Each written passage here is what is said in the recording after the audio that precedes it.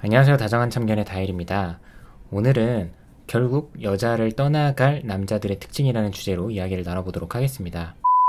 모든 남녀관계는 다 상대적인 거지만 그래도 잘 만나는 사람들에게서 나타나는 공통적인 점들은 존재합니다. 바로 본론으로 들어가 보면 결국 여자를 떠나는 남자들의 다수의 사례를 보면 그 중에서는 남자가 연애보다는 자기의 삶이 우선순위가 되는 경우가 많아요. 조금 극단적으로 예를 들어보자면 여자친구를 조금은 남는 시간에 만나는 느낌? 그러니까 나도 약속이 없고 시간이 편할 때만 찾는 그런 느낌이죠. 그래서 평소에 여자친구를 대체해서 만날 사람이나 즐거운 모임이나 즐길 거리가 있을 때는 여자친구를 덜 챙기는 거고, 그러니까 여자친구 입장에서는 우선순위에서 굉장히 밀려나는 느낌을 받는 경우예요. 또 바로 이어서는 남자의 미래 계획 안에 내가 없는 경우예요. 이런 부분은 사실 우리가 사소한 대화부터 진지한 대화를 나누기까지 그리 어렵지 않게 느낄 수 있는 부분이거든요. 연인 사이에서 미래에 대한 이야기를 나눌 때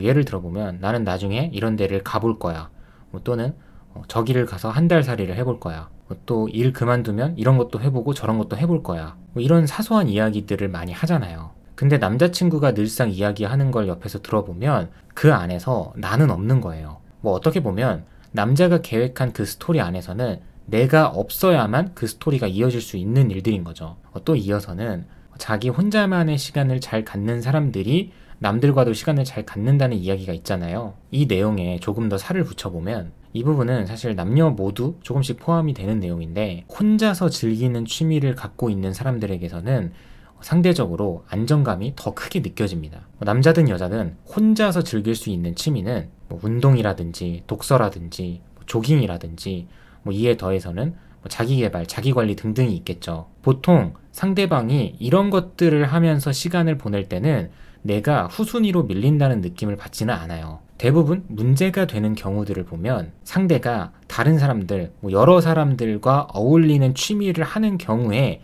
그 시간이 길어질수록 내가 후순위로 밀린다는 느낌을 받죠. 예를 들어서 여러 사람 껴서 같이 가는, 같이 하는 친구, 직장 모임, 술자리, 게임, 캠핑, 여행, 맛집 등등이 있겠죠. 그래서 혼자만의 취미는 아예 없고 무엇을 하든 간에 동성이든 이성이든 누군가 함께 해야 되고, 여기에 더해서 여러 사람들과 함께 해야만 하는 취미를 갖고 있는 사람들은 내가 그런 걸 싫어한다는 걸 알아도 본인이 그런 것들을 포기를 하지를 못하기 때문에 결국에 나를 먼저 떠나갈 확률이 높습니다. 여기서 바로 이어지는 내용이 바로 경제관념이에요. 예를 들어서 우리가 사회에 입성한 지 얼마 안 된 커플이라서 내적으로든 외적으로든 경험과 경력을 열심히 쌓고 돈도 열심히 모아나가야 할 시기인데 남자친구가 몇 달 후 내지는 내년에 차를 사겠다고 하는 거예요. 이것 말고도 또 몇 달 후 내지는 내년에 유럽이나 미국을 가겠다고 하는 거죠. 물론 이런 말이 진심인 경우도 있고 그냥 하는 말일 수도 있습니다.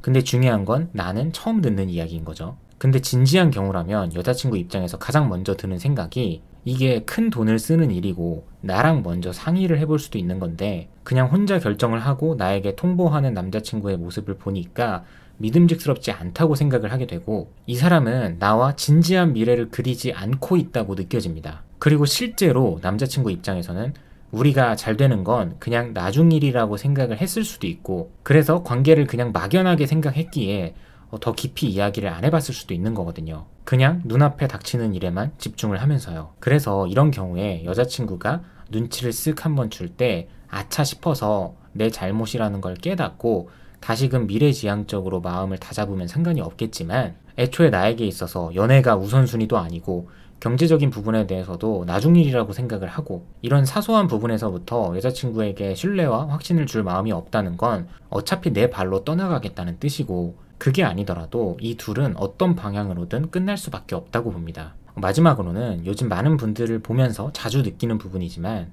모든 남녀 관계는 결국에 남자의 리드로 인해서 좋은 방향까지 꼬리는 할 수 있기 때문에 여자 입장에서는 항상 연애를 하면서도 이 남자가 나와의 관계를 어디까지 바라보고 있는 것 같은지, 그리고 내 판단 하에도 우리가 어디까지 가능할 것 같은지, 혹시 상대방이 작게라도 어느 정도를 준비를 하고 있는지를 항상 판단을 하셔야 돼요. 이게 사실 나이가 어리다고 해도 상관이 없는 게, 결혼을 하는 평균 나이라는 건 있지만 결국 일찌감치 잘 되는 친구들을 보면 주변 환경에 굴하지 않고 자신들이 타이밍을 정합니다. 짧게 제 이야기를 해보자면 제가 24, 25살쯤에 취직을 하고 지금의 와이프를 처음 만나게 됐을 때 만나는 그 순간부터 가볍게 만날 사이는 아니라고 판단을 했어요. 하지만 둘 다 너무 어리고 가진 것도 없기 때문에 현실적으로 어떻게 할 수 있는 건 없잖아요. 그냥 그 나이에 맞는 연애를 즐길 뿐이죠. 하지만 저도 그렇고 와이프도 그렇고 나이 30이 넘어가는 게 그렇게 먼 일이 아니라고 생각을 했고 솔직하게 서로가 아니더라도 어차피 우리는 누군가와 결혼을 해야 되기 때문에 지금부터 각자의 자리에서 핑계대지 말고 준비를 하자는 마인드였어요. 내가 내 주머니에 돈이 있는데 안 쓰는 것과 주머니에 돈이 없어서 못 쓰는 거랑은 확실히 다르잖아요. 그래서 그 당시에 제가 월급 140만 원을 받을 때 최소 100만 원 이상씩은 적금을 들었습니다. 심지어 적금 외에 30만 원 이상을 매달 집에다가 지원을 했죠. 이것만 아니었다면 저는 제 월급의 100%를 다 저금을 했을 거예요.